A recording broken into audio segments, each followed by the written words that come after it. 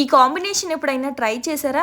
బీరకాయ ఎండు రొయ్యల కర్రీని ఎలా ప్రిపేర్ చేసుకోవాలో ఈ వీడియోలో చూసేద్దామా? ఫస్ట్ ఒక పాన్ లోకి ఎండు రొయ్యలు వేసుకొని కలర్ చేంజ్ అయ్యే వరకు ఫ్రై చేసుకొని వాటర్ లో వేసి కడిగి పక్కకు పెట్టేసుకొని కర్రీ కోసం ఆయిల్ వేడయ్యాక జీలకర్ర, వెల్లుల్లి రెమ్మలు, సన్నగా కట్ చేసుకున్న ఉల్లిపాయలు, పచ్చిమిర్చి, కరివేపాకు, కొద్దిగా ఉప్పు వేసి ఆనియన్స్ మెత్తగా మగ్గిపోయే వరకు ఫ్రై చేసుకొని చిన్నగా కట్ చేసుకున్న బీరకాయ ముక్కలు, కూరకి సరిపడా ఉప్పు, కొంచెం పసుపు వేసి కలిపేసుకొని మూత పెట్టుకొని బీరకాయ ముక్కలు కొద్దిగా వాటర్ బయటకు వచ్చేంత వరకు ఫ్రై చేసుకున్న తర్వాత ముందుగా క్లీన్ చేసుకున్న ఎండు రొయ్యల్ని కూడా వేసేసుకొని ఒకసారి బాగా కలిపేసుకొని కూరకి సరిపడా కారాన్ని కూడా యాడ్ చేసేసుకోవాలి. ఇప్పుడు ఈ కారం పచ్చివాసన పోయే వరకు ఒక 5 మినిట్స్ అయినా అలా ఫ్రై చేసుకోవాలి. లేదు అంటే కారం పచ్చివాసన అలాగే ఉంటుంది.